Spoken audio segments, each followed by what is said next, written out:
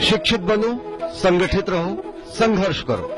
लोकतांत्रिक संघर्ष के बेहद असरदार इस महामंत्र को देने वाले थे भारत रत्न बाबा साहेब डॉक्टर भीमराव अंबेडकर। उनके लोकतांत्रिक प्रयासों की आज दुनिया भर में सराहना की जाती है।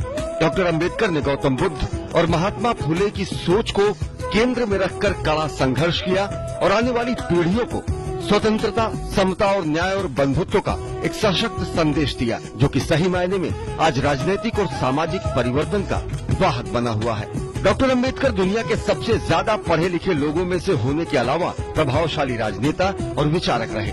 वे भारतीय समाज और बाहरी मुल्कों के समाज की अर्थशास्त्रीय, कानूनी और समाज शास्त्रीय तौर पर गहन जानकारी रखते थे।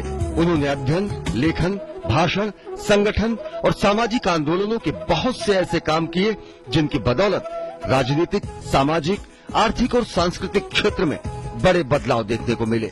समाज में घुले जातिवाद, नस्लवाद के जहर को खत्म करने के लिए डॉक्टर अंबेडकर ने अपने अंतिम समय तक लड़ाई लड़ी और वर्ण व्यवस्था पर आधारित समाज की आलोचना करते हुए गांवों को वर्ण व्यवस्था की प्रयोगशाला कहा।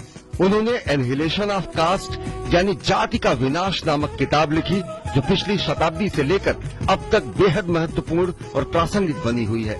डॉक्टर अंबेडकर कहा करते थे कि जो व्यक्ति जेएस मिल के इस सिद्धांत को मानता है कि एक देश दूसरे देश पर शासन नहीं कर सकता, उसे ये भी स्वीकार करना चाहिए कि एक वर्ग या जाति दूसरे वर्ग या जाति पर शासन नहीं कर सकता। दुनिया का सबसे बड़ा लोकतंत्र भारत और इसकी धुरी है संविधान, और इसी पर हमारा लोकतंत्र अपना संतुलन बनाए हुए है। 26 नवंबर 1949 को संविधान सभा ने इसे अंगीकृत, अधिनियमित और आत्मार्पित किया। तब डॉक्टर अंबेडकर ने कहा था कि मैं महसूस करता हूँ कि संविधान साध्य है, ये लचीला है और साथ ही में इतना मजबूत भी कि देश को शांति और युद्ध दोनों समय में जोड़ कर रख सकता है। वास्तव में मैं ये कह सकता हूँ कि अगर कभी कुछ गलत हुआ तो इसका कारण ये नहीं होगा कि हमारा संविधान खराब है, बल्कि इसका उपयोग करने वाला मनुष्य अधम है।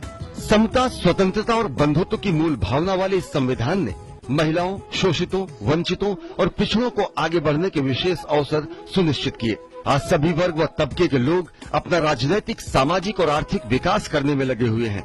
संविधान निर्माता डॉक्टर अंबेडकर को आधुनिक भारत का जनक भी कहा जाता है। अंतरिम सरकार में डॉक्टर अंबेडकर स्वतंत्र भारत के पहले कानून मंत्री बने। महिलाओं की आजादी और अधिकारों के लिए वे हिंदू कोड बिल लाए और उनकी तमाम कोशिशों के बावजूद बिल पारित न हो सका। सरकार की मंशा पर उंगली उठाते हुए 1951 में उन्होंने अपने पद से इस्तीफा दे दिया। दरअसल वे शुरुआत से ही महिलाओं की स्वतंत्रता और उनके अधिकारों के लिए संघर्ष करते रहे। वे कहते थे, मैं किसी समुदाय की प्रगति उस समुदाय में महिलाओं की स्थिति से नापता हूँ। बुद्धि के विकास को मानव अस्तित्व का अंतिम लक्ष्य मानने वाले डॉक्टर अंबेडकर ने कहा कि मैं ऐसे धर्म को मानता हूँ जो स्वतंत्रता, समता, न्याय और भाईचारा सिखाए, और यदि हम एक संयुक्त, एकीकृत, आधुनिक भारत चाहते हैं तो सभी धर्मों के शास्त्रों की संप्रभुता का अंत होना चाहिए। उन्होंने कहा कि धर्म व्यक्ति के लिए है, व्यक्ति धर्म के लिए नहीं।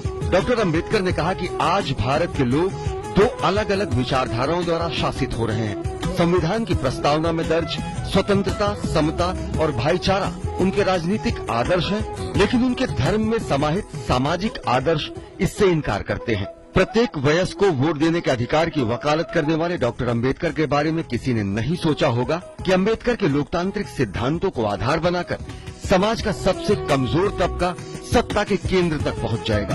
असल में ये अंबेडकर के विचारों की जीत है। लोकतांत्रिक विचारों के प्रतीक डॉक्टर अंबेडकर ने कहा, मनुष्य नश्वर है, उसी तरह विचार भी नश्वर है। प्रत्येक विचार को प्रचार प्रसार की जरूरत होती है, ठीक उसी तरह जिस तरह पौधे को पानी की, नहीं तो दोनों मुरझाकर मर जाते हैं। आज बहुसंख्यक लोग लोकतांत्रिक मूल्यों पर आधारित उनके विचारों और कठोर जीवन संघर्ष से प्रेरित होकर वर्चस्ववादी ताकतों को नकारते हुए लोकतंत्र की प्रक्रिया को आगे बढ़ा रहे हैं। लोकतंत्र के विकास में बाबा साहेब डॉक्टर भीमराव अंबेडकर के अतुलनीय योगदान को कभी नहीं भुलाया जा सकता। सत्येंद्र की रिपोर्ट, डीडी न्यूज, दिल्ली।